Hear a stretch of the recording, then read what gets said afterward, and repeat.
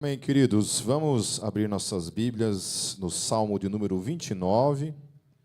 O título dessa pregação é Deus Soberano. Deixa eu orar mais uma vez. Vamos fechar nossos olhos mais uma vez. Deus, nós queremos mais uma vez colocar nossas vidas, nossas mentes, nosso espírito, a nossa alma em Tuas mãos. Mais uma vez, Espírito Santo, nós nos colocamos diante de Ti, pedindo toda a Tua luz, toda a Tua iluminação no nosso entendimento, porque a Tua palavra fala que as coisas que vêm da Tua palavra só se discernem de modo espiritual. Então, precisamos da Tua luz na nossa mente para compreender por meio do nosso espírito aquilo que o Senhor quer falar com a gente nessa noite.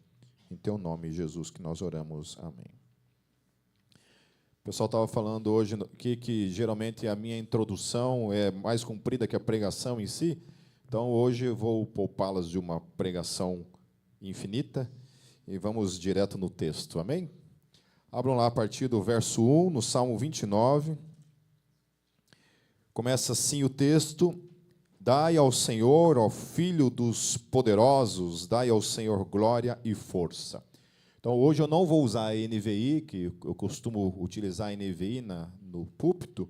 Hoje eu vou usar a Almeida Corrigida Fiel, porque eu achei que a tradução da NVI ela forçou algumas coisas ali, as quais eu preferi ir para a nossa velha Ferreira de Almeida, né? Nossa antiguinha Ferreira de Almeida. Então, ali essa palavra filho dos poderosos, né, também pode ser uma tradução assim, os filhos de Deus. Na NVI vai aparecer seres celestiais, por exemplo, como tradução dessa parte que vai falar filho dos poderosos. Então, tanto faz, filho dos poderosos, filhos de Deus, seres celestiais, mas acredito aqui que está se falando a respeito de nós, né, porque somos nós que está sendo invocado para prestar a Deus esse culto e essa adoração por tudo que o texto vai trazer para mim e para você. Amém? Então, a palavra que aparece aqui, ó, dai ao Senhor glória. Então, a gente já esteve falando um pouco sobre essa questão dessa palavrinha, né, essa palavra glória, que no hebraico é kabod. Ela pode significar honra, dignidade, reverência. Então, dar a Deus glória também é dar a Deus honra, dar a Deus a sua dignidade e dar a Deus a nossa reverência. Isso é uma coisa que a gente, esse quesito da reverência, né, até estava na classe membresia essa semana falando a respeito da Gólgota e desse espírito quase que reverente que nós temos nesse formato de culto, né? Nós não temos um culto formal, digamos assim, né? Raras as vezes em que eu usei, por exemplo, um colarinho clerical para pregação, por exemplo, né? Geralmente eu uso o colarinho clerical quando é casamento ou alguma cerimônia, alguma coisa muito especial, daí eu costumo usar, né? Mas então, de certa forma, a Gólgota desde o começo foi essa coisa bem informal, de alguma forma, né? Mas uma das coisas que a gente tem que tomar cuidado é a informalidade não pode se transformar em irreverência. Amém? Certo? Nós temos que, dentro da nossa informalidade, né, dessa nossa forma meio descolada de prestar o nosso culto, a nossa adoração, isso sempre tem que ser acompanhado de uma reverência ao Senhor. Amém? Certo? Então, assim, às vezes ficar assim, né, de conversinha na hora do culto, às vezes ficar no Instagram na hora do culto, né, ficar aí, né, sei lá, vendo coisas, né, ligar o TDAH no nível premium aí, né, e ficar desatento. Então, tem que tomar cuidado com isso, porque nós estamos diante da palavra de Deus, amém, queridos? E a palavra de Deus é santa, então nós temos que ter reverência, né? Eu, com todo o meu TDAH nível hard que eu tenho, quando é outra pessoa que está pregando, eu já procuro sentar bem na frente e deixar o celular meio que de lado e me focar, porque senão a minha mente já divaga e eu caio nessa irreverência diante da palavra. Então, temos que tomar cuidado com isso, amém? Quando ele fala a respeito dessa questão de força, essa palavra hebraica, que é osé, ela é força material ou física, pessoal ou social ou política. Então, essa força que o salmista está falando a respeito de Deus, essa força ela representa uma força que se manifesta de modo material. Ou seja, a força de Deus ela não é uma força etérea, não é uma força impalpável. Do contrário, ela é uma força que, quando ela se manifesta, mesmo parecendo ser invisível, assim como o vento é invisível, certo? Você não vê o vento. O vento tem força? Hã? Ontem mesmo eu estava vendo um vídeo de uma, eu não sei se foi recente, pelo que eu entendi, foi recente, de uma tempestade que deu lá em São Francisco, acho que é São Francisco do Sul, Santa Catarina. Nossa, um vento muito forte, assim, destruindo tudo, né? Arrancando tudo. Então, mesmo sendo invisível, aquilo se manifesta de modo material, né? E aquilo é destruidor. Então, a força de Deus é isso, ela é materializada, ela é concreta. Ela não é um troço mítico, um troço que não se manifesta de modo material no nosso mundo. Amém? A outra coisa que ele fala aqui, que ela é pessoal, ou seja, ela vem desse ser, desse Deus. E a outra coisa que ele fala é que, quando se manifesta, ela também tem o poder de se manifestar de modo social ou político. Dá um pouquinho mais de gás no vocal aí, faz favor, Luffy. Oi, som. Isso, tá bom. Prometo que hoje eu não vou rodar um manto aqui, vou ficar mais presbiteriano aqui. Bem? Por que político também e social é importante nós entendermos que a força de Deus ela se manifesta também nas questões políticas de modo concreto, de fato? Porque, senão, não faria nem sentido nós orarmos, por exemplo, pela nação. Não faria sentido nós orarmos pelos líderes, não faria sentido. Nós só oramos porque nós cremos que nós temos um Deus que intervém. Amém? E ele intervém de modo a mobilizar, de fato, as coisas. Tem coisas que acontecem na política, por exemplo, né, que a gente não gosta, que a gente talvez fique insatisfeito, que a gente fique frustrado. Certo? A gente fica frustrado com certas coisas que acontecem na política. Cada um, né, no seu espectro político, mas tem coisas que a gente não gosta. Fala, eu não gosto disso, eu não gosto como as coisas funcionam. Né? Eu não gosto como as coisas elas agem, mas, dentro disso tudo, nós temos que entender que Deus é soberano sobre tudo. Amém? Certo? É interessante a gente ver lá que, quando, por exemplo, Israel está pecando contra Deus, o texto fala que Deus vai lá e move o rei de uma nação pagã para vir trazer juízo sobre a vida deles, entende?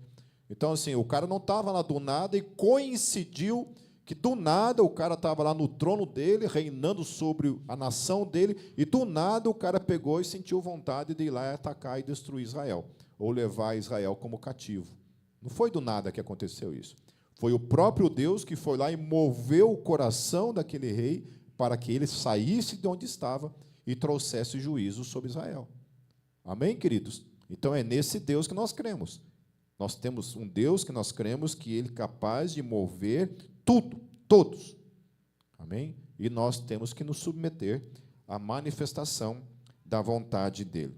Portanto, esse texto, se nós juntássemos, somássemos todas essas informações contidas aqui, ele diria mais ou menos assim: portanto, atribuam a Yahvé toda a honra devida.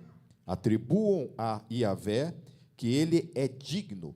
Atribuam a Yahvé toda a sua reverência, pois dele procede toda a força que soberanamente sustenta e controla todas as coisas, sejam elas de cunho individual ou coletivo. Amém, queridos? Certo? Isso aqui é uma confissão de fé que nós temos que ter no nosso coração. Amém?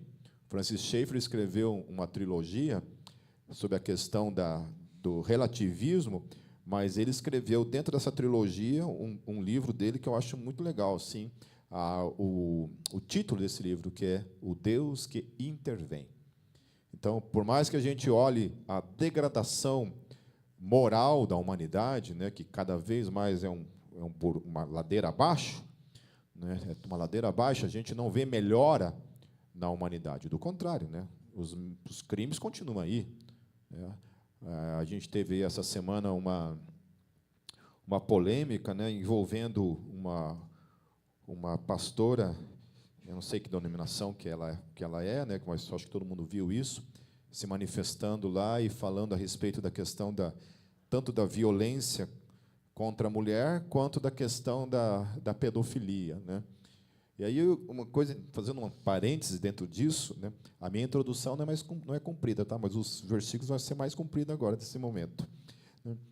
E eu vi, assim, cara, alguns amigos, assim, inclusive, postando, tipo assim, quase que falando para ela calar a boca, assim, né? Que ela, como mulher, né, eu fico, cara, os caras não têm vergonha. Os caras não têm medo de manifestar, assim, algumas coisas. Eu falei, cara, se ela estivesse falando uma besteira, ok, entende? Mas ela estava falando uma coisa muito séria, né? O espaço em que ela estava falando permitia ela falar aquilo lá, né? Então, ela não estava lá falando, por exemplo, numa conferência da Igreja Presbiteriana do Brasil. Ela estava dentro dos Gideões, lá onde a mulher tem o espaço de falar, entende? E aí os caras falando isso, né? Onde se viu aquela velha conversa, né? O velho papo de pastora não existe nas Escrituras, né? E tem vários teólogos hoje, e eu sou um deles, que tem defendido o contrário disso, né? Que tem entendido que a questão da pastora ou pastor, isso nunca foi um título, e sempre foi um ministério. Que é diferente por exemplo, nós entendemos a questão administrativa, que talvez isso tenha algumas implicações dentro da igreja, né? Talvez isso, talvez, né? Mas eu entendo que isso é uma questão eclesiológica. Eu dei uma live falando sobre esse assunto, né, tratando o porquê que Paulo falava aquelas questões na carta aos Coríntios, né? Por que para Corinto, na cidade de Corinto, quando ele escreveu para a igreja, por que ele falava daquela forma? Por que ele falava, mulher, não permito que fale? Porque toda a cultura da sinagoga era exatamente isso. As sinagogas, elas funcionavam dessa forma. A mulher, ela não tinha nem como entrar dentro dessa parte interna da sinagoga. Então, a mulher, ela não podia orar, a mulher, ela não podia abrir um pergaminho ali, um profeta, uma lei, e ler isso. Ela não podia. A mulher, ela não tinha voz dentro do contexto judaico, dentro daquele contexto das sinagogas, né? E quando a gente vai olhar para o contexto de Corinto, a gente vê que quem liderava a igreja de Corinto, que estava ali, eram 2 ex-líderes de sinagoga. 2 ex-líderes tinham se convertido e estavam na frente da igreja. Então, toda aquela cultura da sinagoga vem para dentro daquela igreja local ali. Então, por isso, Paulo fala certas coisas, né? E aí a minha briga com essa galera que fala dessa questão, né, de querer aplicar isso na literalidade ainda nos dias de hoje, eu fico pensando, tá, mas espera aí, então, a mulher não permite o que ensine, ok, ponto. Tá, mas e a parte ali que fala que a mulher tem que usar o véu, como é que fica? Aí era cultura da época. E a parte ali que a mulher tem que ficar calada no culto? Então, é isso? A gente vai aplicar isso aqui? Hein? Depois apanhar em casa da esposa? Então, tem toda essa questão. Mas, entrando na questão, é isso. Você vê ela abordando questões ali a respeito da violência contra a mulher, e é assustador que isso não muda muito dentro da igreja, né? Eu não estou usando da realidade de vocês, né? Eu não sei porcentagem, eu não sei realmente isso, né? A gente já, dentro do nosso contexto, eu acho que, não sei se teve uma situação ou outra em que a gente teve até que intervir, porque houve, de fato, nesses 26 anos de Gólgota, 26 não, 25 anos, talvez tenha uma situação ou outra em que tenha acontecido isso, né? E que a gente chegou severamente, né, trazendo uma exortação, né, e uma puxada de orelha, até, não vou entrar em detalhes, né, até sob o risco, eu já estou com a 5ª série ligada ultimamente, então eu vou controlar a minha 5ª série aqui e ficar quieto, né? Mas essa questão de olhar para isso como uma questão absurda, né? É um absurdo. Eu não lembro se foi o Stu Weber, se foi o John Eldredge que escreveu que um homem que bate numa mulher deveria morrer. E eu concordo 100% com ele. Mesmo que seja numa situação, por exemplo, a Kátia venha me agredir, por exemplo, né? E aí eu, supostamente, né, teria, né, vazão para também agredi-la, digamos assim, né? Eu acho que é desproporcional. Eu acho uma covardia, é desproporcional. Assim como quando uma criança vem bater em mim, obviamente eu não vou, né, reagir àquilo com violência, né, no máximo segurar a criança de alguma coisa. Eu acho que o homem, quando ele revida, por exemplo, a violência com violência, é desproporcional. Eu acho que continua sendo uma covardia. Saia correndo, sei lá. Saia correndo, faça alguma coisa, né?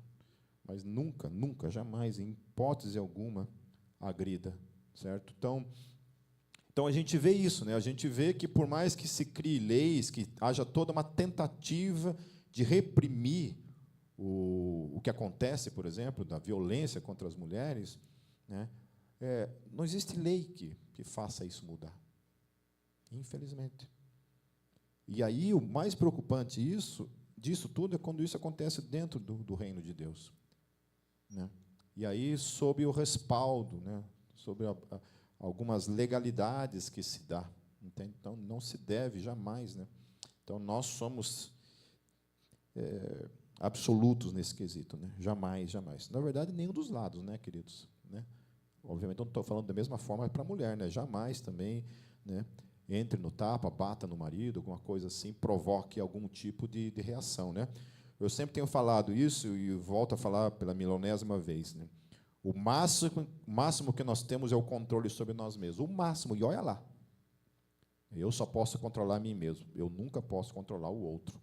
Entende? Então, eu lembro assim dos primeiros anos de casamento, assim, que às vezes eu queria resolver as coisas na hora, e a Kátia não, né? A Kátia falou, não, dá um tempo aí, agora eu estou cheirando enxofre, né? Agora não. E eu, não, quero resolver agora, não quero resolver agora, não quero resolver. Daí eu disparava e falar, ao pronto dela estourar. Ela quase ficar louca, de ficar quase enlouquecida por causa que eu não parava de falar, que eu queria resolver as coisas na hora, né? Graças a Deus eu aprendi, né? Depois de apanhar tanto dela, a gente aprende, né? Mas a gente aprende. Então, tudo isso, queridos, né? Não provoque o marido, não provoque a esposa, não provoque os filhos não provocam os pais. A gente tem que ser sábio nisso tudo. Mas uma das coisas que ela aponta também é a questão da pedofilia, né? Do abuso para com crianças, né, cara? Coisa absurda, coisa absurda.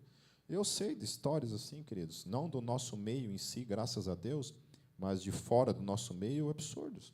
Eu sei de um filho de um pastor em que o ministro do louvor terminou o louvor, o pai não podia levar ele para casa, e ele pegou uma carona com um ministro do louvor, e o cara abusou dele sexualmente. Entende? Então, isso é muito triste, quando acontece isso dentro do reino de Deus. É um absurdo isso. E ela está certíssima, isso aí não tem que ter disciplina, isso é cadeia. Um homem que faz um negócio desse tem que ir para a cadeia. Nós perdoamos, está perdoado em nome de Jesus. Mas assim como o guincho da semana passada, né, esse indivíduo também tem que ir para a cadeia cumprir pena pelas coisas que faz. Amém? Não quero mandar áudio amanhã pedindo perdão para vocês, então vamos pular o assunto aqui. Versículo 2, queridos. Dai ao Senhor a glória devida ao seu nome. Adorai o Senhor na beleza da santidade. Então, aqui, quando Davi ele traz a questão do nome Yahvé, é porque o nome de Yahvé já tinha se tornado, de alguma forma, um nome temido, não somente em Israel, mas já era um nome conhecido pelas nações vizinhas, as nações em que Josué já tinha conquistado. O Egito já conhecia muito bem esse nome, certo? O Egito já sabia quem era Yahvé. Yahvé entra para a história do Egito como o Deus que derrotou todos os deuses do Egito, né? Então, aquelas nações cananeias, né, que estavam ali ao derredor de Israel, que Josué tinha conquistado, todos esses conheciam o nome de Yahvé. A outra coisa aqui que fala sobre a palavra, aqui que vai dizer, cadê? Na beleza, essa palavra beleza aqui no hebraico, que é a palavra hadará, que é adornos, ornamentos santos. Aqui a palavra que está sendo usada aqui diz respeito às coisas que envolviam o templo, aquilo que deixava o templo muito bonito para Deus. E aí uma coisa interessante, né? Quando eu dou aula de o sacro e o profano, depois eu vou falar um pouco sobre essa questão, na Jocum, eu tive que ler um livro do Francis Schaeffer, chamado A Arte e a Bíblia, ou A Bíblia e a Arte, eu não sei qual que é a ordem ali, mas esse livro me trouxe assim, uma questão acerca do templo que eu nunca tinha parado para pensar, né? Porque uma das coisas que o Francis Schaeffer vai atacar ali é esse conceito, por exemplo, né, que muitos de nós talvez ainda carregamos, esse conceito de que você não pode ter a arte pela arte, simplesmente pela arte, né? Sempre a arte tem que ser no sentido utilitário. E isso o protestantismo destruiu. O protestantismo conseguiu acabar com a arte nesse aspecto, né? Especialmente esse protestantismo moderno, né, onde a arte ela é somente utilitarista. Então, se ela não tem uma utilidade evangelicalista, então ela não tem serventia. E quando a gente olha para a Bíblia, e especialmente com relação ao templo de Jerusalém, é interessante quando Deus pede, por exemplo, que dentro do Santo dos Santos, onde ninguém entrava, só o sumo sacerdote, ninguém entrava. Dentro lá, Deus falou assim, olha, eu quero que você coloque uns querubins na parede pintado ali. Mas Deus, para que isso? Ninguém vai ver isso. Eu quero, coloque lá. Coloque umas romãs ali, eu quero que seja dessa cor, púrpura, quero que tenha azul, eu quero que seja assim. O véu, eu quero que seja dessa espessura, eu quero que seja assim, eu quero que ele seja bordado assim, assim. E ninguém era para ver. Para quem que era aquela arte? Para ele. Era para ele.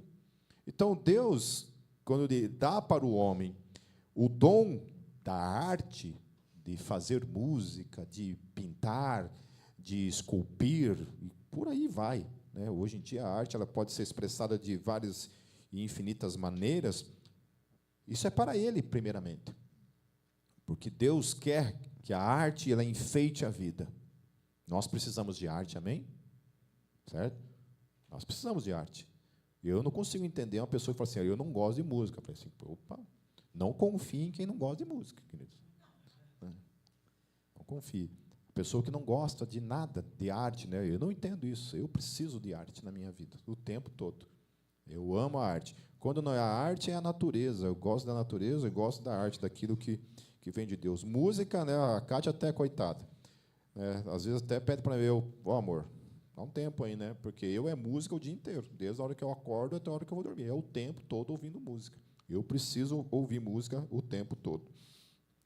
Aí ele vai falar a respeito dessa questão da santidade de Deus. Então ele vai falar, adorar o Senhor na beleza, ou seja, nesses ornamentos, né, essa palavra que vai de ornamentos, mas especialmente com relação à santidade de Deus, que é essa questão do Kadesh, né? Porque Deus ele é um Deus santo, e essa palavra santo é uma palavra muito difícil da gente pegar e entender, de fato, o sentido e o significado dela, né? Alguns teólogos vão falar que é separado, né? Mas é muito mais do que isso. É algo muito maior do que tudo isso. Aí, por exemplo, né, a palavra santo, ela geralmente vai se encontrar num antônimo à palavra profano nas Escrituras. E quando eu dou aula de profano, não sei por que me chamam logo eu para dar aula de profano na Jocum, né, sempre perguntando por que eu que tenho que dar aula de profano. Então, existe essa comparação, né? E, geralmente, as pessoas têm um conceito acerca da palavra profano, que é uma só. Né? Falei, olha, essa música é profana. Olha, aquele cara é profano. Aquela camiseta é profana. Sei lá. várias outras coisas que nós podemos utilizar. Geralmente, qual que é o sentido de profano que nós temos? De algo ruim. Não é isso? De algo do Satanás. É isso que é o nosso conceito que nós temos de profano. É ou não é? Certo? Então, olha, só para vocês verem. Sacro ou santo. Relativo ao que é divino, à religião, aos rituais e ao culto. Sagrado, santo. Esse é o conceito de santo. Conceito de profano. Profano que não pertence ao âmbito do sagrado, que é estranho, que não pertence à religião. Ou seja, o conceito de profano não tem nada a ver com isso que a gente fala de profano. A própria definição da palavra profano não é aquilo que a gente liga automaticamente na nossa mente. Profano simplesmente está dizendo aquilo que não pertence ao rito religioso. Aquilo que não pertence àquilo que a gente classificaria como a questão, a particularidade que envolve a questão religiosa. E eu não estou falando de escritura aqui. Eu não estou falando de evangelho. Eu estou falando de isso aqui mesmo, do rito. A parte religiosa da nossa vida, digamos assim.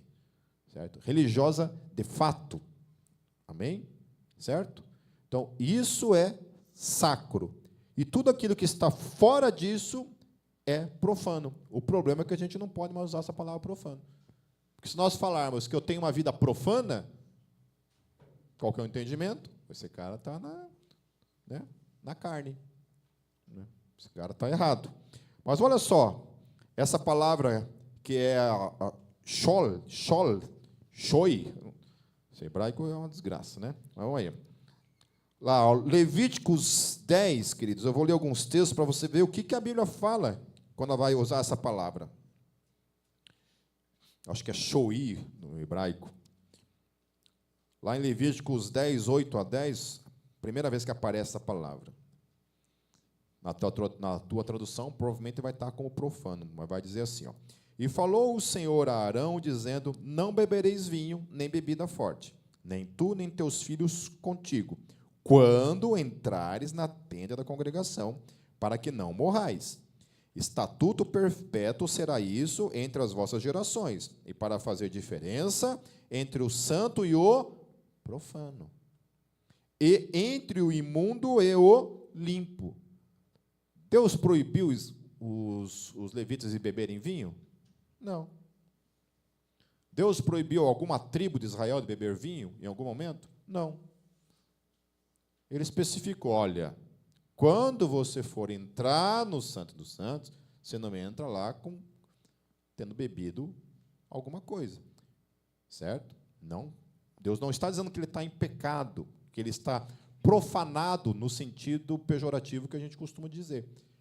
Ele falou assim, olha, para diferenciar entre aquilo que é comum na sua vida, a sua vida comum lá fora, e aquele momento em que você está na minha presença, literalmente, para que haja diferença, você não misture as coisas. Aqui, você pode beber teu vinho e tua vida, mas quando você vem para a minha presença, você não faça isso. Para a gente diferenciar entre aquilo que é sagrado daquilo que é profano, ou seja, daquilo que é o comum da vida, daquilo que não pertence ao rito religioso. É isso que o texto está falando. Daí lá em 1 Samuel 21, 5, ele vai falar, respondendo o sacerdote a Davi, disse-lhe, não tenho pão comum. Sabe o que ele está falando? Não tenho pão profano. O que é o pão profano? O pão profano que era assim, tinha o pão que era feito para eles comerem no seu dia a dia, e tinha o pão que era o pão consagrado a Deus.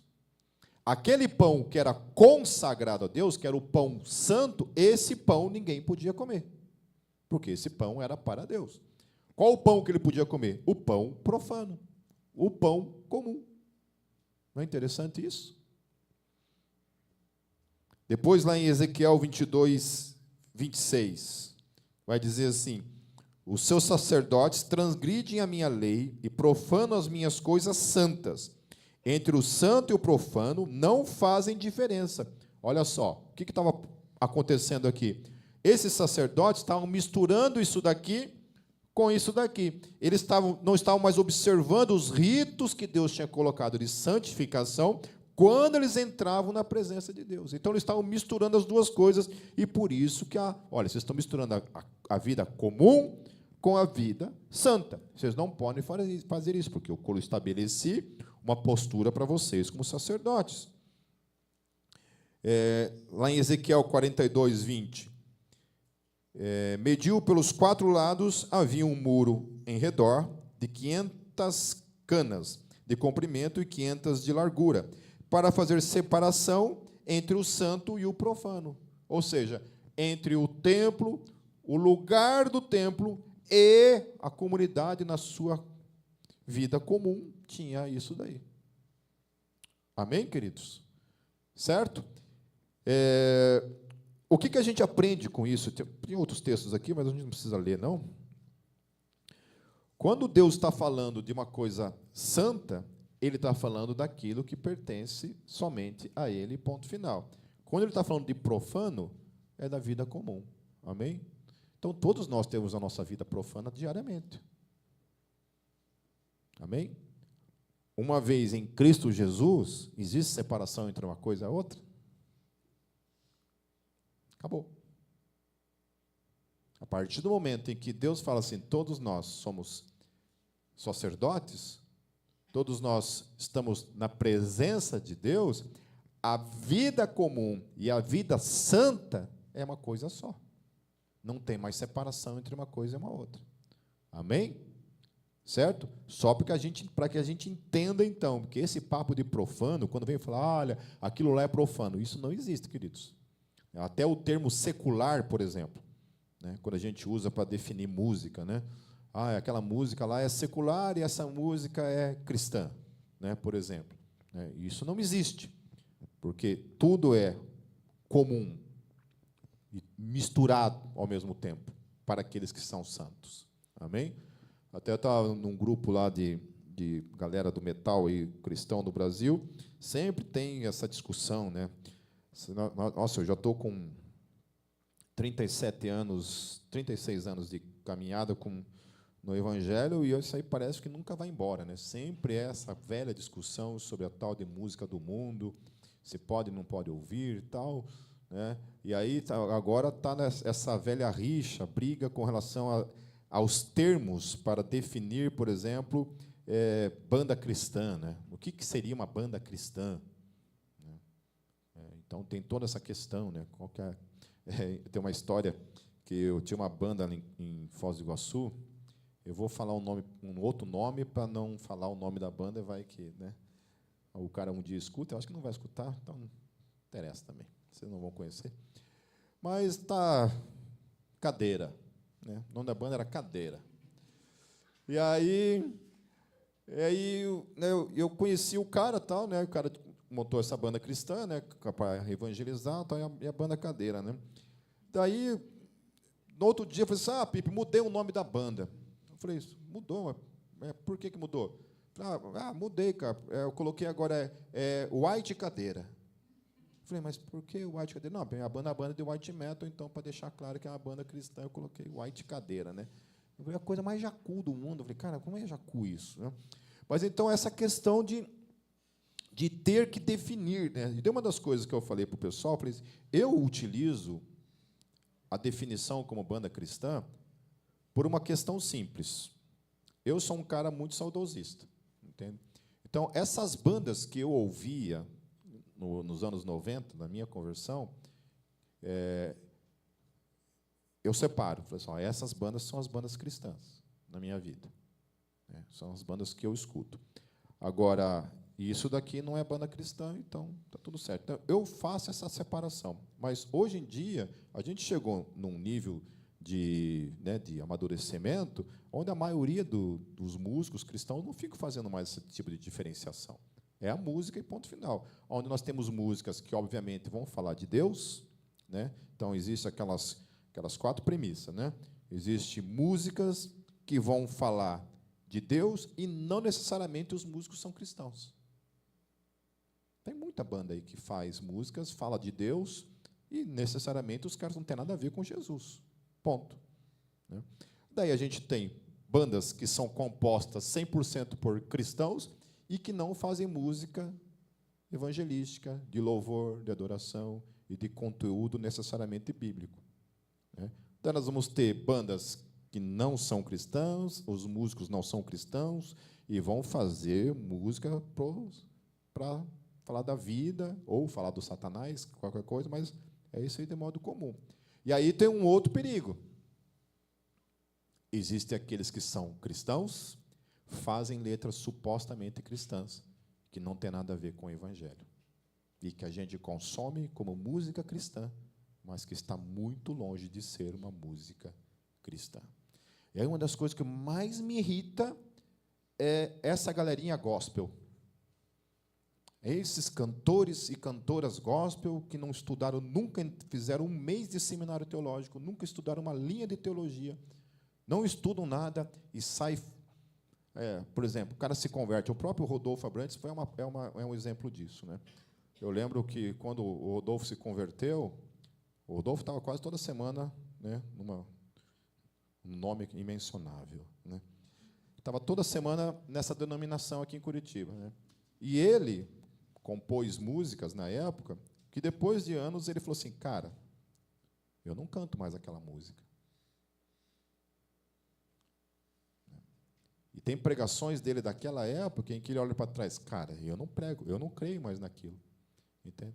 Então, às vezes, você pega e coloca um músico ali, e tem muitos disso, que o cara não conhece a Bíblia, não sabe da Bíblia. E o cara faz uma música cristã falando de coisas que não são bíblicas. Entendeu? Só que, como a gente tem nessa questão de separar, né, porque o cara é crente, então está tudo certo, né? Se o cara é crente, o cara escreveu um livro, portanto, tudo que ele escreveu veio da parte de Deus. Lembra que eu estava falando ontem, domingo passado, sobre a questão da diferença entre revelação e inspiração, né? A diferença, especialmente, entre inspiração e a questão da psicografia, que o Evangelho não é psicografado, o Evangelho ele é inspirado. Amém? Então, como é que a gente define uma música inspirada por Deus? Se ela é bíblica. Se ela é de fato bíblica. Se aquilo que ela está dizendo é de fato bíblica. Tem conteúdo que de fato confirma que ela é bíblica? Amém. Então já é inspirado. Agora, partiu disso, queridos, aí a inspiração é subjetiva. Não tem como eu dizer que se é ou não é. Amém? Só para entender, ok? Profano não é necessariamente aquilo que é contrário a Deus. Profano é a vida comum. E santo é aquilo que é dedicado exclusivamente para Deus. Porém, nós cristãos não fazemos diferenciação entre a vida comum e a vida religiosa. Certo? A nossa vida, daquela porta para fora, tem que condizer com aquilo que nós vivemos aqui dentro também. Amém? Certo? Por mais que a gente possa falhar fora dessas portas, amém? Não significa que aquela vida lá, ela é separada disso aqui que está aqui. Então, não é aqui que nós somos santos. Esse lugar não é santo por si só. Aquele lugar lá da Visconde de Guarapuava, que a gente ficou muito tempo, ele não é santo por si só. Lá na Clotário, Portugal, não é santo por si só. Nenhum lugar que a gente está, ele é santo. Quando a gente olha, esse lugar é santo, vamos ter reverência porque esse lugar é santo. Não, esse lugar só é santo porque os santos estão aqui. E aonde os santos de Deus estão assentados, o comum e o sagrado se fundem numa coisa só. Amém? Amém? A minha casa é santa, a tua casa é santa. Aonde você trabalha se torna um lugar santo, porque em Cristo Jesus não há separação entre aquilo que é a vida comum daquilo que é sagrado. Você é o templo do Espírito Santo, aleluia. Olha que coisa linda. O templo não é mais um lugar, o templo caminha sobre duas pernas ou não. Aonde ele vai, o templo está. Então não há diferenciação. A hora que ele está trabalhando, ele é santo. A hora que ele está estudando, ele é santo. Se ele está caminhando, correndo, fazendo qualquer coisa, ele não é santo só na hora que ele está aqui cantando, levantando as mãos para o céu. Só o momento que ele está orando. Não. A espiritualidade, ela é inerente à vida comum para todos nós, em nome de Jesus. Amém? Amém, queridos? Então, quais são os adornos da beleza, da santidade desse Deus que nós cremos? A partir do verso 3, vou dar uma acelerada, queridos. A voz do Senhor ouve-se sobre as suas águas, o Deus da glória troveja, o Senhor está sobre as muitas águas, a voz do Senhor é poderosa, a voz do Senhor é cheia de majestade, a voz do Senhor quebra os cedros, sim, o Senhor quebra os cedros do Líbano, ele os faz saltar como um bezerro ao Líbano e Sírion como filhotes de bois selvagens. A voz do Senhor separa as labaredas do fogo, a voz do Senhor faz tremer o deserto. O Senhor faz tremer o deserto de Cádiz, a voz do Senhor faz parir as servas e descobre as florestas, e no seu templo cada um fala da sua glória. Então, olha só o que ele está falando. Ele está falando de um Deus que é soberano, desse Deus que recebe toda a glória, a honra devida, mas ele está falando que aonde que se manifesta? Em tudo, em absolutamente tudo.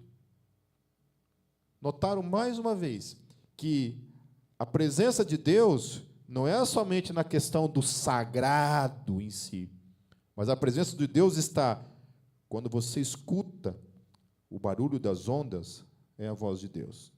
Quando você escuta o vento, é a voz de Deus. Quantos aqui, quando eram criança, quando estava trovejando, minha mãe falava isso: Deus está brabo. Vocês já ouviram isso quando era criança? Deus está nervosinho hoje. Eu ouvia isso quando criança. Então, quando andava aqueles trovões assim, eu pensava comigo: Deus está bravo. E o que o texto está falando é exatamente isso. Que o trovão é a voz de Deus. Que o vento é a voz de Deus. Que ele move tudo, todo. E aí, finalmente, ele vai falar, lá no verso 10, ele vai falar: o Senhor se assentou sobre o dilúvio, o Senhor se assenta como rei perpetuamente. Olha que coisa linda.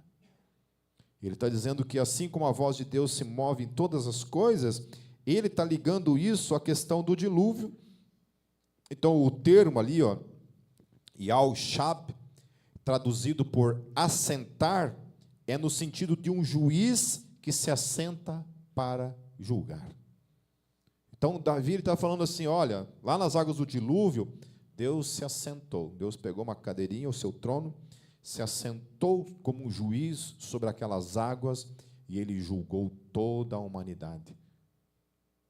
Quando trouxe sobre a terra as águas do dilúvio e que destruiu toda a criação, de modo soberano. Aleluia e amém. O que Davi está falando é que esse Deus é soberano sobre aquilo que ele criou. E como Criador, ele tem todo o direito de julgar a tudo e a todos conforme ele desejar, por causa da sua posição como Criador. Tem um livro chamado Deus Mandou Matar. Ele traz 4 visões acerca dessa questão da situação com os cananeus, quando Deus manda Davi, vai lá e mata todo mundo. Saul, quando Deus manda Saul ir e matar todo mundo, e inclusive mulheres grávidas, o texto fala. E aí há toda uma tentativa de alguns desses teólogos de defender Deus desse absurdo. Ao olharem para esse texto, não, cara, isso daí não é Deus, não, né? E teve alguns deles que falaram assim: não, isso aí foi o diabo, não foi Deus. Falaram que aquilo ali não foi Deus. E acreditam que ali foi, a palavra ali não é inspirada pelo Espírito Santo. A palavra ali é literalmente que a Bíblia, ela contém palavras que são meramente humanas, que não tem nada a ver com Deus aquilo ali. E aí aquilo ali é o entendimento simples do autor em si. Ele entendeu dessa forma, mas não é isso. Não foi Deus quem mandou matar. Entende? Só que isso é meio contraditório, porque se não foi Deus que mandou, por que Deus ficou indignado com Saul, quando Saul desobedeceu ele? Por que Deus trouxe juízo sobre ele e sobre Israel? Por causa do pecado dele. Então, não faz sentido nenhum isso. Deus é soberano, é isso aí. Ele é soberano. Teve um rapaz numa discussão que também nessa questão de não compreender a respeito da soberania de Deus e como que Deus manifesta juízo, por exemplo, sobre mulheres grávidas. Como que Deus exerce juízo sobre crianças, por exemplo, né, que supostamente não tem pecado. Né? Como que Deus faz isso? Aí o cara falou assim que no dia do dilúvio não tinha nenhuma criança, não existia criança naquele período e não existiam mulheres grávidas naquele período. Tamanho é o desespero de lidar com essa questão da soberania de Deus. As pessoas têm problemas de aceitar a questão da soberania de Deus. Qualquer coisa que remeta a Deus a algum aspecto de tirania, né, de injustiça, na perspectiva humana, a gente tende a eliminar isso como uma possibilidade de se pensar a respeito disso. E aí, como é que vocês lidam com isso? Eu não tenho problema nenhum. Eu creio que Deus é 100% bom em tudo que Ele faz. Mesmo que naquilo que Ele faz vai contrapor a minha visão do mal, daquilo que é justo ou não, mesmo que isso venha chocar com os meus conceitos acerca dele, eu sei que Ele permanece sendo bom. O tempo todo bom. Especialmente, sabe aonde, queridos? Quando você tentar passar por essa perspectiva de ver o mal em Deus, de ver que Deus é mal, de alguma forma, nessas coisas. Por que Deus não foi mal quando levou sobre Jesus um Deus santo, perfeito, aquilo que eu e você fizemos, e não Ele? Deus foi mal quando fez aquilo? Não.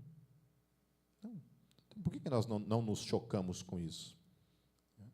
Acho que foi o Sproul que ele falou isso, que a gente olha para essas coisas, né, de Adão, por exemplo, né?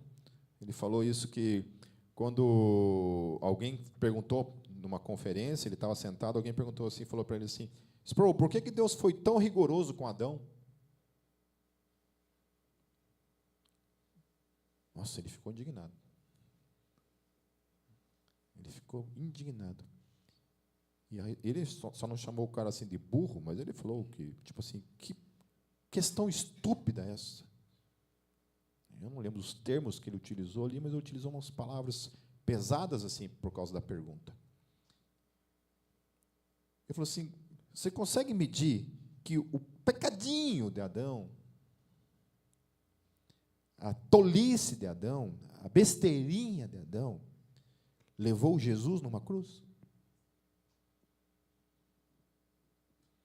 A pessoa que olha e fala, por que Jesus tanto não foi irrelevante o que Adão fez? Não foi uma coisa tão pequena, porque a dimensão do nosso pecado, ela é justamente medida pelo tamanho do sacrifício que foi preciso para pagar aquela coisinha que Adão fez. Amém, queridos? Então, quando eu olho para querer achar Deus injusto, eu acho que injusto foi Jesus, morreu por mim. Isso é injusto. Porque se fosse por... Não faz sentido isso, se nós pensarmos numa perspectiva de justiça.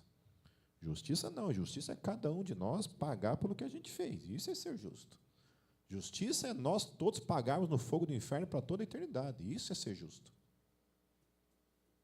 Injustiça é aquele que é santo morrer por causa de uma desgraça que nem eu. Isso sim. Amém, queridos? Então, temos essa consciência. Então, quando eu vejo gente falando assim, Deus é injusto. Bicho, menos. Cuidado. Cuidado. A tua sorte é que eu não sou Deus, porque se eu sou Deus, eu matava você na hora ali, fulminado. Perdão, queridos, perdão. Não leva para o coração. Né? O último versículo, queridos. O Senhor dará força ao seu povo, o Senhor abençoará o seu povo com paz.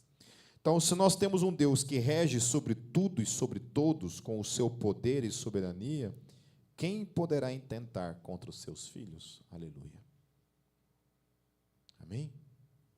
Quem poderá intentar contra os filhos de Deus? Amém? Ele nos guarda, Ele nos cuida o tempo todo, é isso, né? Eu tenho consciência que quando eu saio de casa, eu deixo minha casa, né, sozinha, que a Hannah pulou para dentro do portão, se pular um bandido lá, ela vai rolar, brincar, lamber o bandido inteiro, né? Mas se pular alguém lá e roubar lá, entendeu? Eu saio de casa confiando que quem guarda a minha casa é Deus, e mais nada, né? Claro que a gente fecha o portão, a gente fecha, né? A gente faz algumas estratégias também da nossa parte, né? Mas é Deus que cuida da gente. Amém? Quando a gente vai pegar uma estrada para viajar, vocês acham que é o teu braço que te protege de acidentes? Hã? A tua saúde. Você acha que é quem que guarda a tua saúde? Quem que dá o teu emprego? Quem que te dá vida? Quem te faz respirar? Quem faz nascer o sol todos os dias sobre nós? Amém, queridos? Deus faz isso mesmo sobre um injusto, mas especialmente sobre o justo. É assim que Deus lida comigo e com você. Então, nós temos que descansar nele, confiar nele, que ele está cuidando de cada detalhe da nossa vida, e nós não podemos nos desesperar por causa disso. Às vezes a gente passa por situações financeiras complicadas, né? Até numa conversa com alguém essa semana, falando sobre perspectiva de vida, projeto de vida, eu falei assim: você tem orado? Não, eu não oro. Pô, mas aí...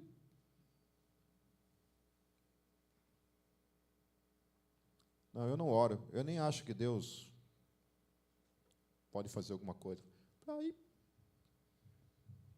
Aí piorou, né?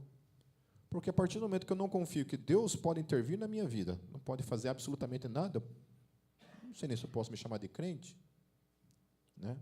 O problema é quando eu me chamo de crente, acho que eu sou crente, né? E a minha oração é essa oração meio que já negando, como premissa, o agir de Deus na minha vida. Eu falo, não, acho que Deus não pode, né?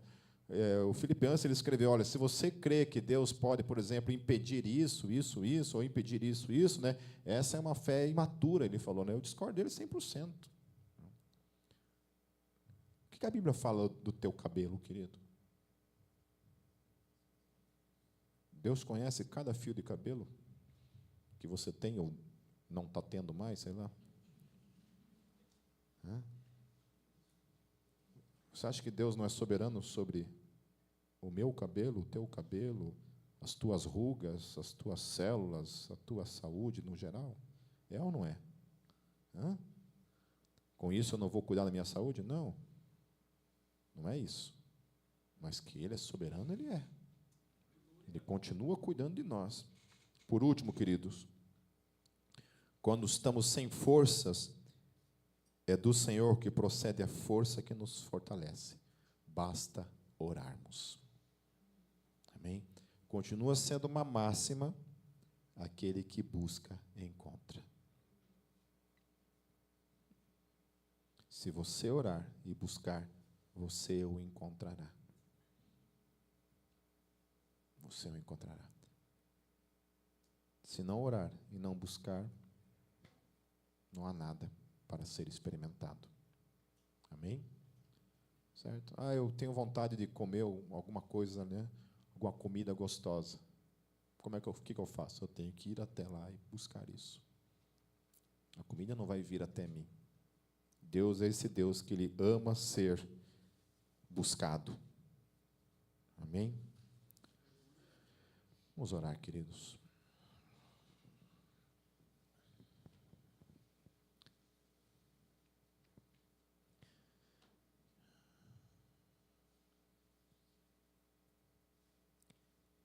Deus, nós apresentamos diante do Senhor mais uma vez as nossas vidas. E mais uma vez nós queremos declarar e te dizer que nós confiamos no Senhor. Queremos mais uma vez te dizer que nós confiamos no teu cuidado para com cada um de nós. Nós confiamos que o Senhor é a nossa força, que o Senhor é a nossa vida, e que você continua sendo esse Deus que intervém na nossa história. Um Deus que é capaz de mudar as nações, de mover as nações. Um Deus que é capaz de mover todo o cosmo, todo o universo, toda a criação a favor dos teus filhos. O Senhor permanece sendo esse Deus presente em nossas vidas. Esse Deus que uniu a vida comum a essa vida santa na tua presença. Obrigado, Senhor, porque nós somos o templo do teu Espírito. E é onde os pés dos teus filhos pisam, aquele lugar se torna santo. Obrigado, Senhor, porque a tua glória, ela é permanente em cada um de nós. Porque o teu Espírito é permanente em cada um de nós. Obrigado por manifestar todos os dias em nossas vidas a tua soberania e o teu cuidado diante das nossas estupidezes, das nossas escolhas diárias, dos nossos pecados. Obrigado, Senhor, porque o Senhor tem cuidado de cada um de nós, como teus filhos, tuas ovelhas, como consagrados ao teu nome. Obrigado, Espírito Santo, mais uma vez, porque o Senhor começou uma obra na vida de cada um de nós e o Senhor irá completá-la, e nisso nós confiamos. Absolutamente no Senhor nós confiamos, cremos e esperamos para todo sempre. Em teu nome, Jesus. Amém.